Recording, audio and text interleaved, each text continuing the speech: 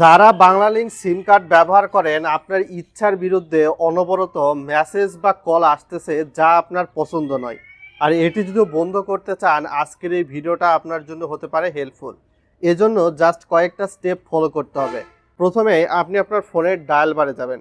Dial বারে যাওয়ার পর একটা কোড ডায়াল করবেন। কোডটা হচ্ছে *121*7*8#। যখনই আপনার বাংলালিংক সিম দিয়ে ডায়াল করে দিবেন, কোডটা ডায়াল হয়ে এরকম আসবে। সেখানে বলা হচ্ছে 1 নম্বরে স্টার্ট অল মেসেজ, 2 নম্বরে বলা হচ্ছে স্টপ অল মেসেজ। তো আমরা 2 দিব এখানে, বিশেষ করে আমরা যদি বন্ধ করতে চাই। তো এক্ষেত্রে আমি এখানে কিন্তু 2টা দিয়ে দিচ্ছি। 2টা দেওয়ার পরবর্তীতে সেন্ড অপশানে কিন্তু ক্লিক করে দিব।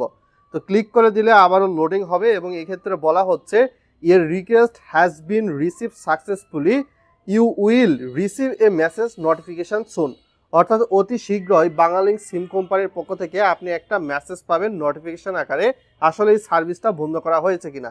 তো আমরা যদি আমাদের ফোনের মেসেজ অপশানে যাই তাহলে কিন্তু দেখতে পারবো প্রিয় গ্রাহক, বাংলালিংক থেকে সকল প্রচারণামূলক কল এবং SMS বন্ধ করার জন্য আপনার 24 ঘন্টার মধ্যে সক্রিয় করা হবে এবং প্রচারণামূলক কল বা SMS পেতে আপনাকে একটা কোড ডায়াল করতে বলা হয়েছে। তো আপনি যদি বন্ধ করতে চান জাস্ট স্ট্যান্ড আপ, আর কোনো চিন্তার দরকার নেই। 24 ঘন্টা পরবর্তীতে আর কোনো কল বা মেসেজ বাংলালিংক সিম কোম্পানি আপনাকে দিবে না। তবে এই যে কোডটা, এটা কিন্তু বাংলালিংক সিম কোম্পানি 6 মাস বা 1 বছর পর পর চেঞ্জ করে। তো সেক্ষেত্রে ভিডিওটা কখন দেখছেন তার উপর ডিপেন্ড করে আপনার কাজে লাগতে পারে ভিডিওটি।